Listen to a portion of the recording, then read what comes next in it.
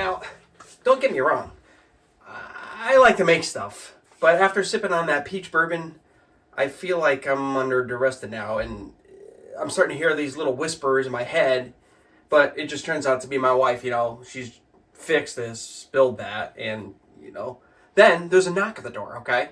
And I open it, and there's a package. You know, it's about 3x3 or so. The address says it's somewhere like Lincoln Street in Malden, Massachusetts or something. I don't know. So I decided to open it. Take a glimpse inside.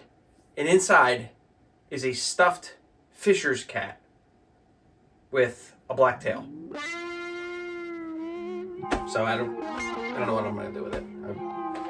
Just keep it in the cellar, I guess. Did you get all of them? So in this video, I'm going to show you how to build these awesome wooden Christmas holiday boxes. These things are great for gifts. Alright, so if you're going to go with the sizing, I'm going by these boxes. I'm making a 10-inch box, an 8-inch box, and a 6-inch box, square. All you need to buy is some 1x6, just regular pine boards. I'm using some scrap that I have here. I actually have, this is 1x12. And this is 1x8, so you'll be seeing me ripping these down, and you can use these sizes as well. But to save a little money, I think right around, it's going to be around 30 bucks, but you can get all those 1x6s. It'll be easy, all right? Let's get into it. Don't forget that when you're working with dimensional lumber, you want to first start by cutting off those edges, because a lot of times they're just not square. So we're making the big box first. It's a 10-inch by 10-inch box. So 4 sides, you're going to actually make them all 9¼ inches. Actually, while I have you for a quick second, I got to show you this. The amount of subscribers to not subscribers that watch my videos, almost 80% of you that watch these are not subscribed. So subscribe! Help a brother out. You can do it, I know you can. That's just a crazy stat I needed to show you.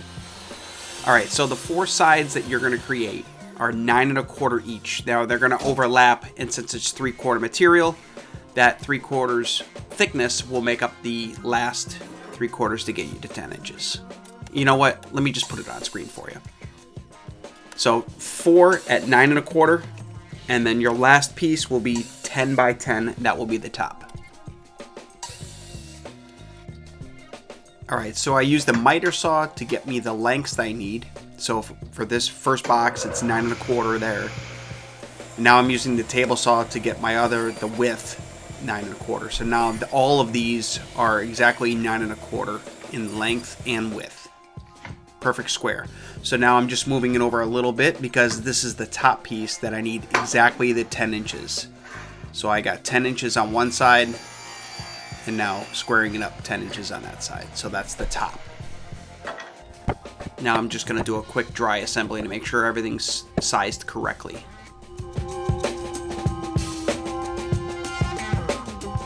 What's in the box? What? Alright, so you guys saw me make those first cuts on that 1x12, and I basically just measured each piece, you know, individually with the tape measure, marked it. I'm going to make it simpler on myself. My miter saw station and the built-in stop block that I have goes up to 14 inches. And then there's the gap here, okay? So what I did was I grabbed an old 2x4, exactly 20 inches. So now I take my stop block and I move it to 27¼ minus my spacer leaves 7¼ So now I have a nice easy stop block for exactly 7¼ inches here.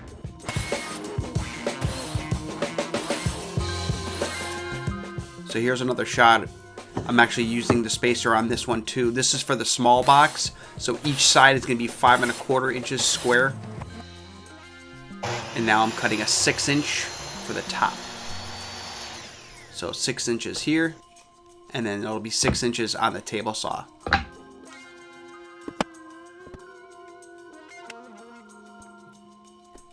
And these make for a quick assembly, just some wood glue and some brads.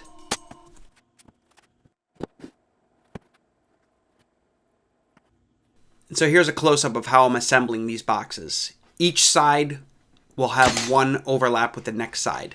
That's why we cut them at 9¼ because the next piece that you butt up to it is a 3/4 inch width, getting you the 10 inches. So each one will overlap the next.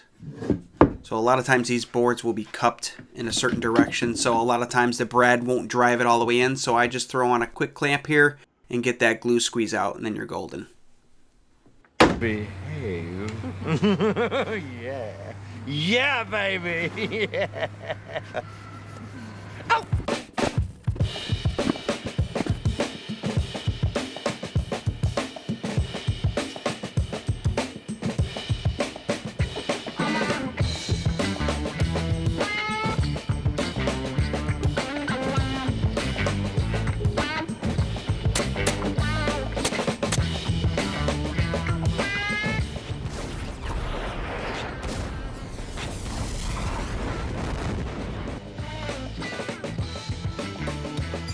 Alright, so here I'm cutting all the pieces I need for the medium box. The medium box is 8 by 8. So if you're using a 1 by 6 like I mentioned in the beginning, this is where you would just rip them and glue them together and you'll get the width you need. So for the 8-inch box, we need 4 sides at 7 1/4. There's that good squeeze out. And here's the small box. The small box is 5 1/4 inches for each side. And that would make it a 6 by 6 inch for the top. And on this piece, I forgot to add the glue to each side before I nailed the other side, being the final piece. Just let it drip down until it fills in, and then you're golden. And if you're using a nail gun, get those fingers out of the way right before you shoot. You'll thank me later. And there's our 3 boxes all assembled, ready to go. Time to start sanding these down. So I like to set up this sander holder when I'm working with small pieces. I like to bring the piece to the sander. It just makes it a lot easier. A lot of times this warped wood won't line up exactly, so you have to just really sand it down to make all the sides flush. And for the larger pieces, I just take it out and use it. Let's go while we're young. Now I want to smooth over all these hard edges, so I use this soft pad that attaches to my 5-inch orbital sander and put on some 120, and it'll really do a great job of getting all those corners. Then I just grab a wet rag and I wipe everything down. So I mentioned this in one of my other videos, but I love using this stuff. It's wax sire. It's water-based, semi-transparent. Basically, it's like an antique wax. I get this at Michael's, but it's awesome. And I keep, this is like one of them scrub pads, and it's nasty. I'll put gloves on, but I just use this over and over. It never really seems to dry, but you just put it on, slap it on, one coat, and it's done. And I made a set of these boxes 2 years ago, and my wife still has them, and they still hold up really good. So I definitely recommend it. Let's put it on.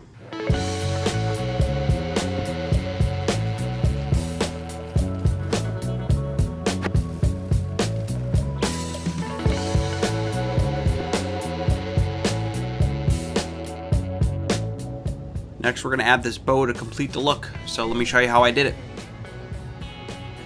I grabbed this air stapler from Harbor Freight. It was 20 bucks. Works awesome. I throw 3 in on each side. So this is what I start with, this one piece of ribbon. For the next ribbon, you're going to start it the same way.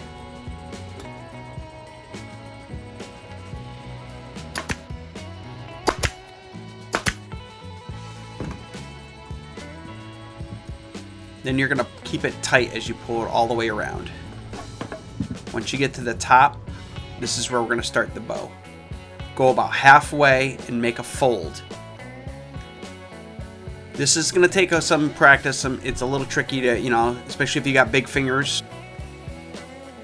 You want to make sure you keep it taut on the sides, and then we're going to put a staple in on each side. You want to make sure that you're getting the edges of every loop. Then I'm going to add 2 more here. Press it down, making sure I'm getting every loop, and add 2 more staples. Again, don't get discouraged. It takes a little bit, even if you're used to it.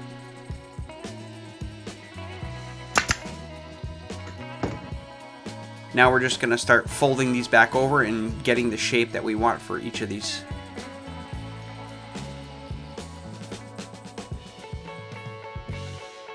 It really helps to get the ribbon with the wire on the edges. It's built in. It keeps it a little stiffer and it'll hold its shape. Then we're going to fold it over, keeping it taut, adding 3 more staples. And that's it.